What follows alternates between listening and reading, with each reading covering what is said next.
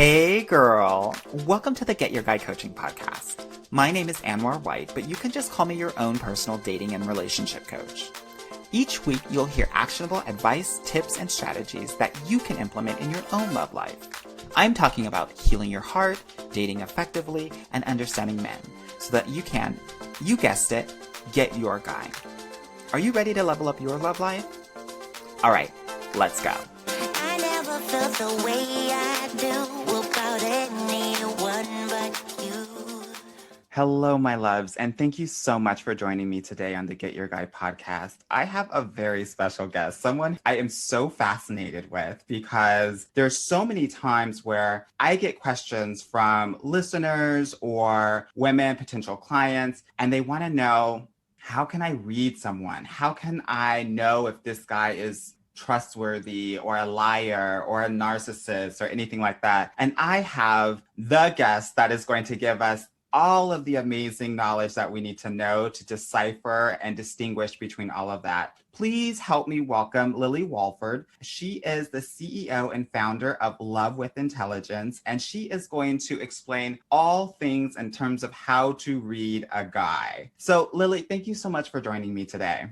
Thank you so much for having me. I'm really looking forward to having this conversation with you. It's going to be so much fun. I'm so into all of this stuff. Why don't you talk to our listeners about what you do exactly and how you work with your clients? Yeah, so I am a relationship and dating coach, but I specialize in something called behavioral profiling and body language. So I've partnered up in business with a guy called Chase Hughes, who's a world leader in behavioral profiling. He's taught about 2,500 military operatives to a Jason Bourne level and has something like $30 million worth of government-backed research around psychology. So we know we're quite lucky to be able to use that research and apply it from life or death scenarios to relationships and dating. So how to actually see how people can connect, who's compatible, who's a narcissist, and being able to read people in just 6 minutes or less. 6 minutes is such a short amount of time. It's so crazy. What have you heard from people in terms of who you work with and how you've been able to really help them? I believe it's more around being able to have confidence to know that you're on the right track. Because I think when people go into dating and they meet someone and we get the rose tinted glasses on and, you know, that's it, we're well away then. It's over. Oh, I know. So to be able to have the logical backing of going, okay, well, this person's actually right for a long-term relationship. This is the reason why you are compatible. This is who they are. So this is the way that they're going to act and what drives them. So you can really understand whether you're in the right relationship or not, and also whether it's healthy and it's going to be successful for the pair of you, which I think is so important. I love that. I think a lot of people go into it with pure heart, and I think a mix of head and heart is, I think, the optimal way to kind of be approaching these things. And it sounds like that's what you're doing for your clients. So that's so amazing. So how did you get into this work, girl? Oh my gosh, yeah. Doesn't everyone want to be like a behavioral profile when they grow up? It's very like the things that you see on TV, you know? It's like so interesting.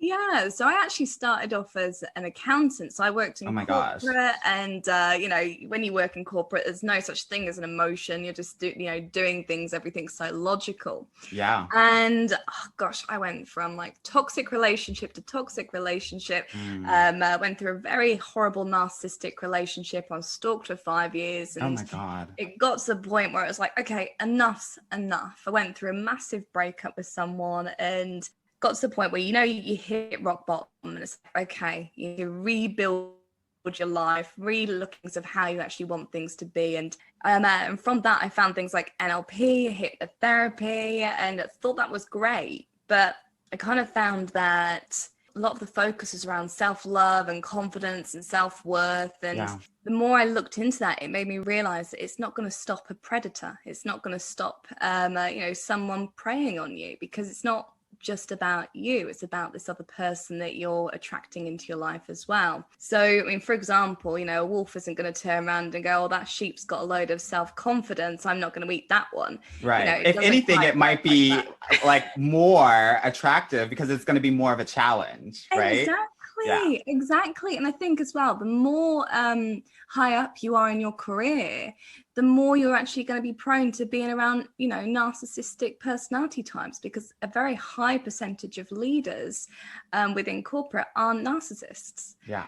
So, you know, it made me realize, okay, there's something more that needs to be learned here. So this is when I went into the behavioral profiling. Yeah, it was just an absolute game changer. I mean, I think it was something like 3 weeks after I finished my first course of behavioral profiling, I ended up in a relationship. And I think for the first time, it was like, wow, I feel confident in knowing that this is the right person for me. And also that I can trust them. Yeah. Which is obviously everything, right? It certainly helps, doesn't it? Yeah, for sure. Awesome. Okay, so let's get into this. I don't want to waste any more time, girl. I think I first want to start off with online dating, since we're in this pandemic, and so many people are online dating these days. So let's talk about what we should be looking out for and what people's profiles or pictures says about them, so that we can make sure that we're actually evaluating these people with as much information as possible. Yes, I totally agree with this. So I think to start off with, before you even get on a dating site, understand what is it that you actually want in a relationship. Yes. Because sometimes, you know, if we're going into a supermarket absolutely starving, the chocolate aisle's going to look great. Yeah, exactly. And, you know, we get home, eat the chocolate, feel like crap afterwards, and realize we've got nothing there for a good, healthy meal.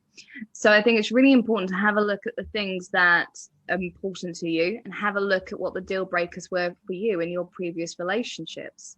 So then when you're actually looking at a dating profile, you can see so much more. So when we're having a look at profile pictures on dating sites, we can see into someone's life. We can see someone's routine. We can see into what's important to them, because the things that they're showing you are things that are important to their life, whether it's friends, family, whether it's traveling, whether it's those topless gym pics. You know, we can see so much.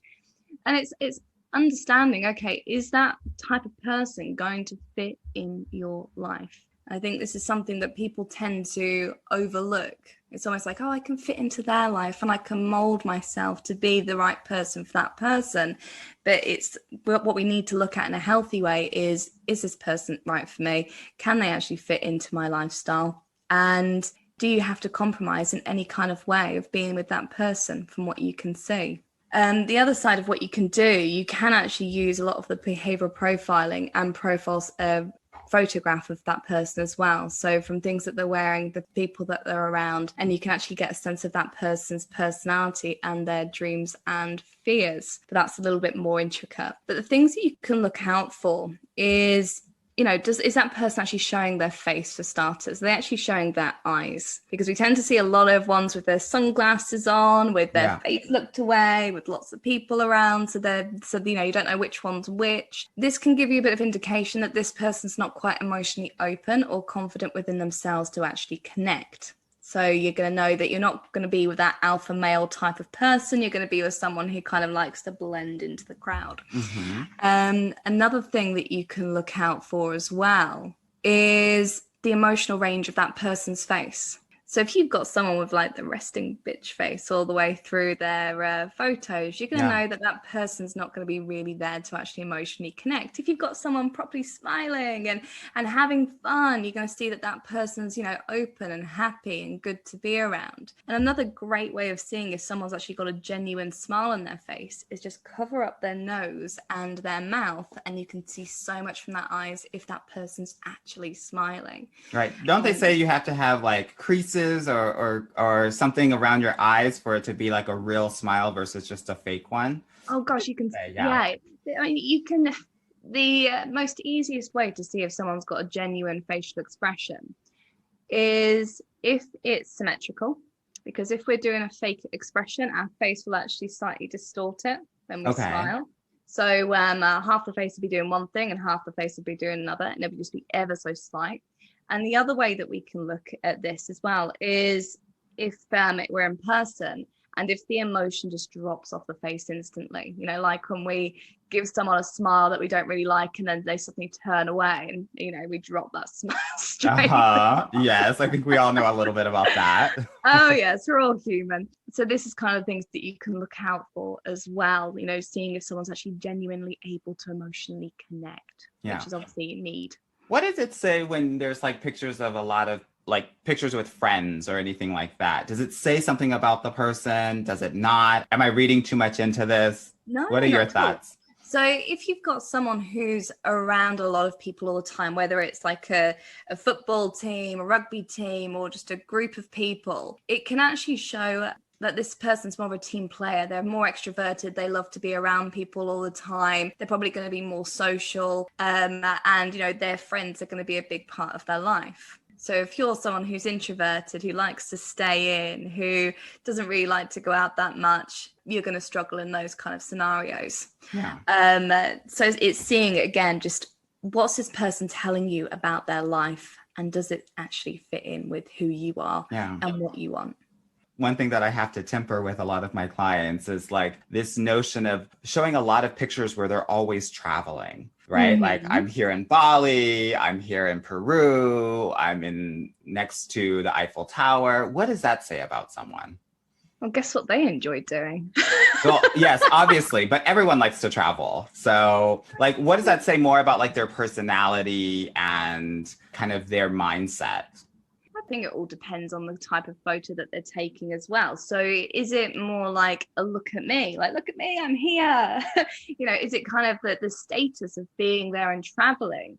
Or is it more about like they're connecting with lots of different people and they're doing a volunteer trip and they're helping people? It's how's that person want to be seen? What's that person trying to show me from this photo? Is it that they're going to these grand, luxurious places? They're showing, look, I've got this wealth, or I've got this status. Is it, look, I'm helping people, I care about people, I'm doing this because I'm a good person? So it's just basically saying, okay, well, from this information I have here, what's the obvious story that's being shared in this? Yeah.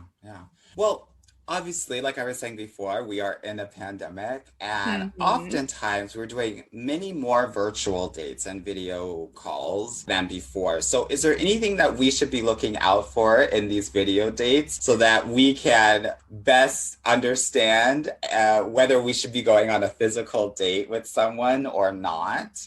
Yeah. Okay. So there's a few things that we can look out for. So number one, how's the conversation flowing? Is it actually ping ponging or is it just about one person?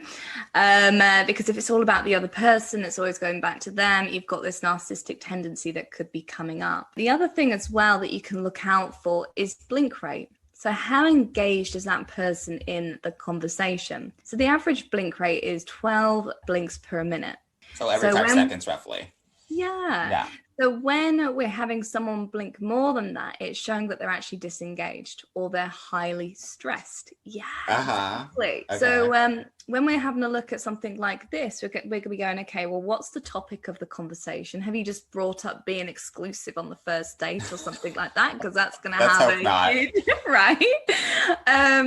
Or, is this person really engaged and is their blink rate really slow and they're really hanging on every single word that you're saying? Because that will give you an idea of how open that person's being. The other side as well is actually have a look at the body language. So what we tend to do and what most people tend to forget to do is baseline their body language. What I mean by this is having a look at what's their norm. And it might take about 5 minutes to calibrate and just feel into it. But you'll notice certain patterns that they might do. They might have, a weird speech impediment, for example. They might be doing something constantly with their arm or, it's having a look at what's their normal behavior and the things that they do. And then having a look at the deviations from that, which then we can read into. So deviations can show whether someone's lying. And we can also have a look at open body language when someone's being really open with you on that conversation. So talk to me about this open body language, because I think that's what a lot of people obviously want to know about, is someone Yeah. being open, right? I think a lot of people want open partners. So what should I be looking out for when I'm on a virtual date and we're having a conversation? Like, what's open body language and what's not?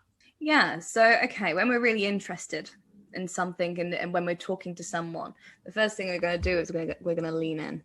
We're going to want to know more. When we're leaning away and we're, the backs are to the chair, it shows that we're disengaged. We're not actually interested in what's going on. The other side as well is fingers. Fingers are a great one. If we've got our hands extended, you think about when you're talking with your hands and fingers are always extended. And that shows an openness when you're talking. Vice versa, when we're having our hands going to ourselves or going into our body, we're showing that we're not comfortable. Another thing that we can look for is breathing. Are we breathing from the chest? Are we breathing from the abdomen? Or another thing that we can look for as well is we've got crucial arteries. So in our neck, in our arms, in our wrists. So what we tend to do, and this is like the evolution of who we are in terms of protecting ourselves from things that are dangerous to us, we will hide those arteries. So we'll bring in, we'll actually have our shoulders will be slightly up because we're protecting this.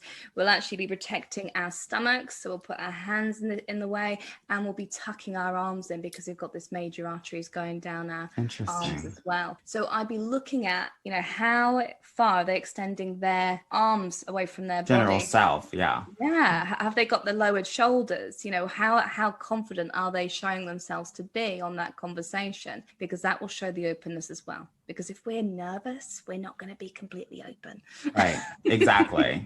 You talked about different kind of breathing, right? How would I know that based on just observing you? Are there different ways that people are breathing and that I can visually see? Or is that something that I would have to understand physically in real life?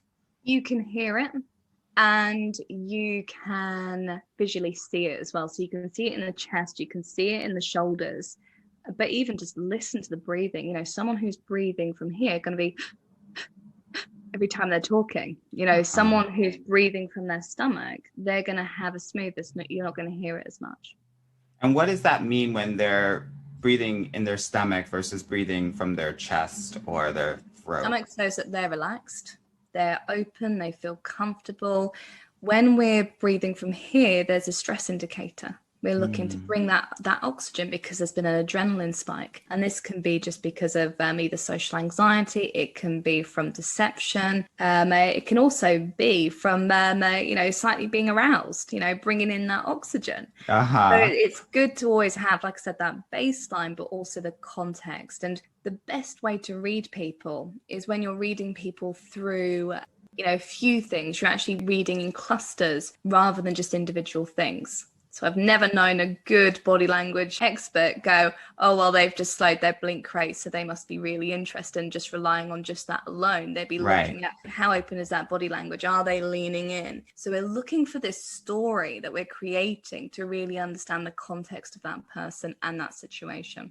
Now, obviously, my listeners on the podcast are not seeing you, but every time you lean in, you put your hand out and you actually rest it on there. Is there something to be said for what that means? Or is it just general interest, just like leaning in is? I think it comes down to it comes down to the baseline of that person's behavior.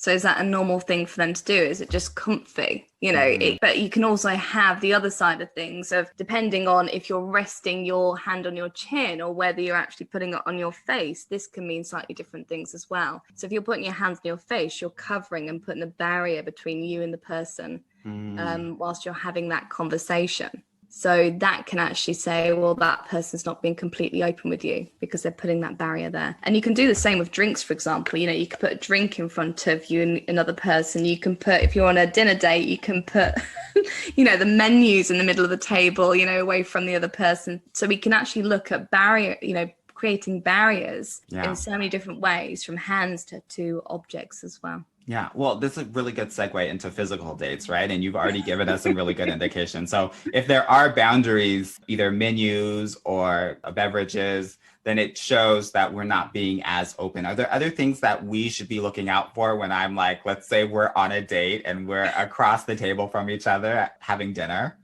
There's loads. So let's go a little bit into the deception side of things. So we can actually read better than a polygraph machine whether someone's lying or not. Okay. And people are like, why do you need to know if someone's lying? Well, a big part of this is actually building up connection.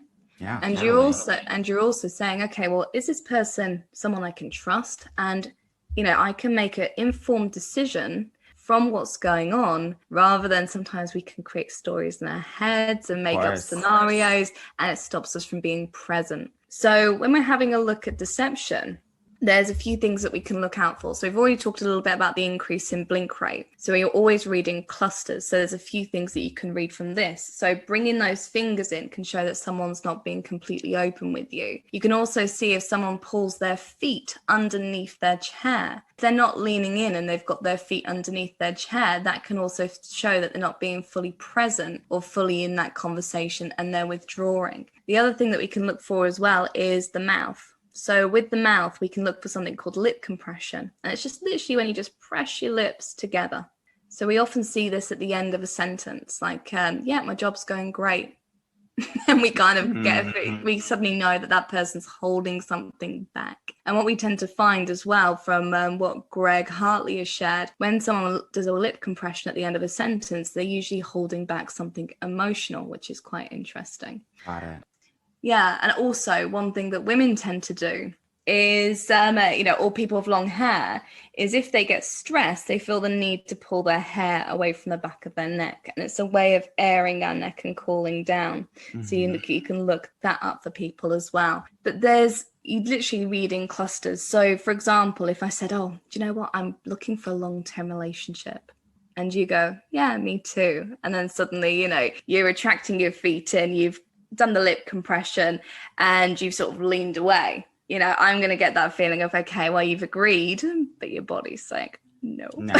Yeah, got it. Because they say that the body language is most of the language, 70-80%. Yeah, it depends on who you're talking to, because you've got the NLP clan that tend to talk about, 7% words, 35% tonality, and the rest of it being body language. I would personally say I'd say it's half and half. Mm. I'd say, body language, I'd say, is a good half of it, because, you can just look at someone and that you know exactly what they're thinking. Yeah. And I think language also tells you so much as well. So people's language patterns, you can see if someone's being, lying from that. I mean, for example, I did not have sexual relations with that woman. That tells me absolutely volumes in just the way that sentence has been put together. You've got the did not, which is separate. Mm-hmm. You've also got that woman rather than that person's name, which tells me that they're distancing that person. And also sexual relations. They're trying to make it sound less worse than it is, or less severe than it is, which is a thing that people who are guilty tend to do, rather than same sex. So we've got a lot of things going on in just that short sentence as well. So you're saying Bill Clinton should have said, I didn't have sex with Monica Lewinsky? Yeah. And he would have been more believable. Yes. Basically, yes. Okay, yeah. Got because it. It's quite interesting. If you ever spoken to someone who's done something really, really bad in life, and that they're guilty for, I'm trying to think of something that could be quite a good example. Maybe cheating on someone. Yeah. And you turn around and say, okay, so what do you think should happen to someone who's cheated on someone? And if you're someone who's cheated, you probably go, well, they're probably feeling really low and probably not feeling appreciated. And, maybe they just needed someone to talk to, rather than, if you have never cheated, rather than saying, well, I think they should have their balls chopped off or something. Exactly. No, I think this is really important, because sometimes people will be having these conversations just kind of in general. And you hear that, and I think sometimes women will be like, okay, well, he's just talking in general, when in reality, it can be actually very illuminating in terms of what relation he has to that specific situation. Yeah. Yes, So I think that's actually exactly. really useful. Awesome. I mean, obviously, we're talking about people who haven't done such great things. The big, I think, huge word out there is narcissist, narcissist, Mm. narcissist. So how can we tell that someone is a narcissist before we can even like really get truly involved with them? What are the things that we can see during the courtship process that may be able to help us evaluate them for who they truly are? Yeah, I think something that's really important as well, because I know that the term narcissist has been thrown around Yes. so much. So when we're talking about narcissists, we're talking about clinically diagnosed narcissists. And this actually means that the empathy part of the brain is actually underdeveloped. And this is really, really key to understanding how the narcissistic mind works. So, for example, because they don't connect with people, they're going to see people as resources like a pen or a book or something to be used rather than someone to actually connect with. So there's a few things that we can look out for. We can have a look out for that empathy. So the way that we actually taught empathy is from children, we actually mimic the faces of our parents. Yes. So that's something that we do to really, gain and connect with people. So narcissists, when we're having a conversation about something that's really sad or really happy, they probably won't match that facial expression, or if they do, it will drop straight off the face. So like when we were saying about when we smile at a friend or someone that we don't really like Or and they even look taking a away. picture. Yeah. Yeah. and they will or they'll change the topic really, really quick. You can go, oh, do you know what? I've just lost my job today. And they turn around and go, oh, well, I just got a pay rise. And it just changes. Okay. So they're not really going into that empathy side of things. The other side of things as well is have a look at the context of the conversation. Is it constantly for them to big themselves up and big up their status in some sort of way? Now, there's two ways of doing this, okay? Because you have basically two different types of narcissists. So you have the ones that are saying, oh, I'm so amazing. I got to hang around with this celebrity and I've done this and I'm so amazing and I've got this car, and they need to do it all that way. Or you have the type of narcissist that will turn around and go, oh, I did all this for people. I managed to help so-and-so with their shopping today. And I just feel like a really bad person. Like I just haven't done enough for that person. And they're looking for that compliment and looking for that build-up as well. So there's actually two types of narcissists. And it's just looking at, are they looking for you to build them up or appreciate them, in that kind of way? So that's really, really important to know. The other thing as well is, can that person accept the answer no? And this is so, so important to realize. And it doesn't have to be, saying no to someone directly. It can be them trying to control a situation in any kind of way. So, for example, I'll go into sort of a coaching context. When I work with people, I get people to book a call with me through a link. And I've had people reach out to me and say, okay, can I work with you? Yes, that's absolutely fine. Book through the link. And if they are a narcissist, I can always guarantee they'll say, well, can you call me in 10 minutes, or can you call me this time tomorrow, rather than booking through the link. Yeah. And it's them looking to control that situation. I don't work with those people because it just shows that they're not coachable. I'm not going to benefit. They're not going to benefit. But they need to do things their way. Yeah. And this is the type of things that you can see in a dating context as well. If you're saying, oh, I'd love to go here, and they go, well, no, I don't want to go there. Let's go here instead. It's just them controlling the situation for the sake of controlling the situation. So that's a really important, huge red flag to look out for. I think it's one of the main ones that Gift of Fear talks about in their book. Definitely check out that book if you have a chance to, because we'll put that in the show notes. Yeah, it's a fantastic book. But he does talk about anyone who does not accept the word no, huge red flag, get out. He's out. Okay, awesome. Let's talk about this notion of lying versus not. How can we, and maybe you've already kind of spoken to some of these things already, but how can we figure out if someone is lying or not? Yeah, so have a look at the context of the conversation and look at what you want to find out. And I think when you're in the midst of trying to understand if someone's being truthful or not, feel free to ask a few questions. So, for example, someone who's lying about a situation, ask them to tell you the situation backwards, because they won't be able to do it. For example, if there's a night out and you're thinking, oh, they got home a bit late, get them to tell you the whole story of what happened, but backwards. And someone who's lying will really struggle to be able to do that. Have a look for the stress indicators that we've talked about, the high blink rate, the breathing changes, the hands moving in. They're also protecting the arteries. Have a look at those when you're talking. So what you're looking for when you're in those situations is groups of 3. If you read in 3 lots of body language, you're going to have a real clear read of whether that person's lying or not. So, for example, if you've seen the breathing rate go up, the blink rates go up, and also that they're, I don't know, touching their face, that can be a huge, huge indicator that that person's not being completely truthful with you. Yeah, I love that. Okay, so obviously, I think a lot of people out there are wanting to understand exactly, how do we know if someone is attracted to us or not? So how can we, right? Because I think all of us have a little bit of narcissism inside of us. Oh gosh, yes. So how can we figure that out, girl?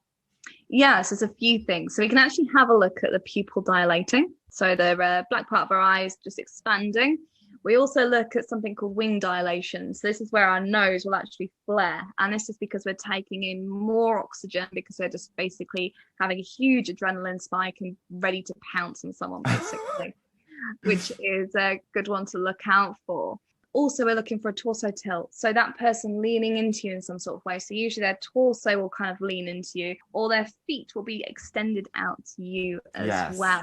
And that was, I will just say, that was my claim to fame. When I was in the club and I was with my friends, I always knew who was attracted to me based on where their feet were. I would never really look at their face, except for to see if I was attracted to them. But I would look at their feet and know, and that would be the person I would approach, right? So when you are in rooms, look at the feet, ladies, and understand who's really checking for you. Even if they're not looking at you directly, their attention and their energy is going to be toward you based on the feet. And then you will know if you're attracted to them, if you're not, and if so, how to give them the green light. I love that. I think it's like, for me, it was key. It was a thing where I was able to tell my friends, okay, this guy is really into you. Like, do you want to talk to him or not? And then I would connect them. So I love that you mentioned this, because if you weren't going to mention it, I definitely was. Because for me, this is like the thing for me. Like, it was 95% sure. It's brilliant. Yeah. And it's so simple and so easy to use. I think that's the nice thing about it, you know, when you've got something powerful like that to use. Yeah. Sorry to interrupt. And any more tips? That's just like my favorite one. So I like had to go off of it. Another one that you can tend to do as well is the eyebrow flash. So if you want to see if someone's interested in you, just raise your eyebrows at them. And if they raise them back, you know that they're kind of interested. So it can just be as simple. And what this is telling people when you're raising your eyebrows is that I'm safe to be around. I'm not a threat. I recognize you. And that's kind of the thing that we put out. So when it feels easy to talk to someone, that's usually why. Yeah, I absolutely love it, love it, love it, love it, love it. You know, when I'm talking with my clients, one of the things that I talk to them about is this notion of safety, right? Mm-hmm. Especially as women, right? I think it's important to feel safe in your relationship, in your partnership. And so what are some of the things that we can look out for when it comes to this level of trustworthiness and safety? I think one of the most important things to notice is, do you have a voice? And I think, you know, if you're around someone, who can respect you, who actually adores you, is if you actually are able to have a voice in that relationship. So are they actually checking in with you? Are they asking you, what do you think? Or is there anything that you need? Are they being attentive? Or are you walking on eggshells? Because the moment that you feel like you can't be yourself and that you can't be open, get out. Because, it's not a good place to stay in for the long term. Yeah, definitely. Are there specific things that people can observe to even give us a hint about whether this person might not be trustworthy or safe? I think it'll kind of go back to the lying aspect, and also even the narcissistic traits. Okay. I think as well, when we're going into a relationship and we're going into something that's good, we're also going to feel it. I think, it's feeling into that gut feeling of, okay, if something's not right, your body's telling you, so listen to it. But what we tend to find is the problems that tend to come up from this is from childhood. It's when we've turned around to our parents and gone, oh, do you know what? I don't really like Uncle Sam. And your mum turns around to you and goes, oh, Give him a hug. Yeah, don't be so stupid. Yeah, give him a hug. He's family. You know, we learn from a very young age to suppress what we're feeling. Yeah. So this turns out to be when we're in the dating scenario of, do you know what? I'm really not sure about him, but maybe I should just give it a little bit longer and just see where it goes and reason it out. And it's like, no, you're having that physical. Trust it. Yeah, you're having that physical response. Bloody trust it, because it's there for a reason. So yeah, I think that's really important as well. Very cool. Very cool. Now, as we're talking about all of this, I always ask all of my guests how they got their guy. So Lily girl, you're gonna have to tell me how you got your guy. And I'm sure that it had some of this voodoo magic associated with it. Tell us everything. So we actually met on a hypnotherapy course. Oh my gosh. So he was there showing off and I was there learning. Uh-huh. And the funny thing is, nothing really happened for a good year. We just stayed as really good friends. We were talking to each other about, you know, dating other people and all sorts. And you guys were in the same city? No, we were in separate cities. We Okay. lived, they used to live about 2.5 hours away from each other.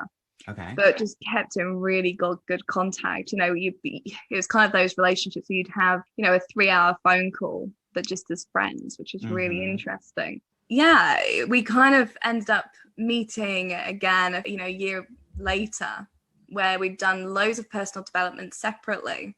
And had also done a lot of the Chase Hughes behavioral profiling courses. And we just, I think it was 3 weeks after one of Chase's courses, we ended up in a relationship together and everything just sort of hit off from there. We just noticed that we were both compatible. We noticed that we were both, you know, liked each other. We also had this thing of like, you know, we wanted to ensure, you know, whatever happened, we knew that our friendship would always come first. So we always had that basis there, which was just gorgeous. So now, how did we get from we're friends to now we're in a relationship, right? Because I think there are a ton of people out there that are friends with people. We all have that relationship, right? With someone that is like such a good friend. And sometimes like either one or both of the parties might feel, I get this question all the time. This is why I'm asking. Like, I'm kind of interested, but I don't know how to get there, right? I don't know how to bring that up. So how did it come to a surface for you all? We ended up just having like a really great conversation. We were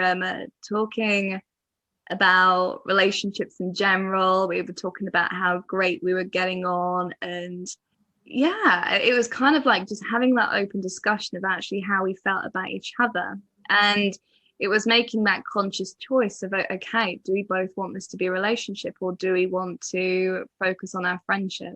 And I think it always takes two people. You know, it's never about just one person wanting it and the other person just goes in for the ride. It's being both committed, but also being both grown up enough to have that conversation and to work together. Because I think one of the things that we said from the very beginning is that we would always have each other's best interests at heart. Yeah. Which really helped in our relationship. And how long have you guys been together? Coming up 2 years in August. Wow. Awesome. Yeah. Well, congrats on that. That's amazing. Now, for any of my listeners that need to start loving with intelligence, how can they connect with you? Yeah, so they can find me on lovewithintelligence.com. We've got loads of free trainings, blogs. We've got a Facebook community as well. We're on Instagram and YouTube as well. Awesome. Lily, thank you so much for joining me today. This has been so illuminating. I can't even tell you. Well, thank you so much for having me. I've had such a great time, so thank you. Thank you. All right. Bye. Hey, girl. Thank you so much for listening to the Get Your Guy Coaching podcast. If you like this episode and want to talk with me personally, please book a free consultation at www.getyourguycoaching.com/apply or subscribe and leave me a review wherever you listen to your podcasts. Talk soon.